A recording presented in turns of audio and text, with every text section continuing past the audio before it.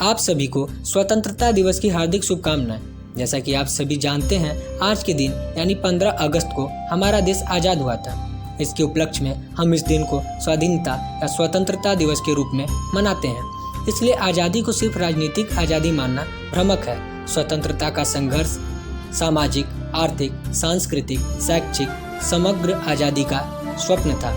उस संघर्ष के महानायक महात्मा गांधी तथा उनके तमाम साथी विकेंद्रीकृत, समतामूलक और सहभागी व्यवस्था वाले भारत की कल्पना कर रहे थे। जड़ें नैतिक और सर्वोदय में थी। यह स्वतंत्रता दिवस हमें इस यात्रा की उपलब्धियों और सीमाओं पर ध्यान देने के लिए आमंत्रित करता है, ताकि हम आगे की तैयारी कर सकें।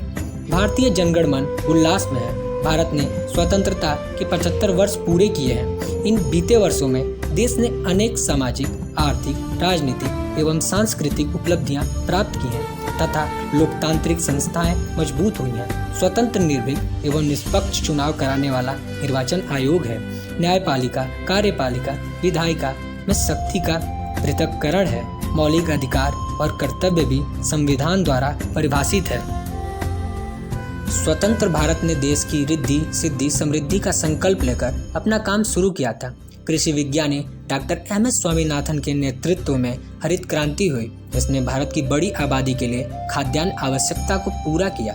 इसी प्रकार डॉक्टर वर्गीज कुरियन की पहल पर हुई श्वेत क्रांति ने दुग्ध उत्पादन को नए आयाम दिए। इसके साथ ही अंतरिक्ष कार्यक्रमों की सफलता ने भारत की अंतर्राष्ट्रीय प्रतिष्ठा बढ़ाई है। भारतीय अंतरिक्ष अनुसंधान संगठन यानी इसरो एक तरह से सफलता की पर्याय बनता गया है। उसने 1975 में आर्यभट्ट उपग्रह के साथ इसकी शुरुआत की। अब भारत मंगल ग्रह की कक्षा में पहुंचने वाले देशों की कतार में शामिल हो गया है। इन्हीं उपलब्धियों के साथ देश ने तमाम क्षेत्रों में विभिन्न उपलब्धियां हासिल की हैं, जैसे कि प्रथम आम चुनाव, परमाणु परीक्षण, नई राष्ट्रीय शिक्षा नीति, शिक्षा के क्षेत्र में नियत बदलने की संभावना है, धारा 370। इसके साथ ही वर्तमान समय में प्रत्येक गांव और घर तक बिजली पहुंचाने का काम जोरों पर है। हर घर तक स्वच्छ जल पहुंचाने की योजना भी जारी है। किसानों की आय दुगनी करने का प्रयास हो रहे हैं। प्रधानमंत्री नरेंद्र मोदी के नेतृत्व में भारत आज आत्मविश्वास की ओर बढ़ रहा है।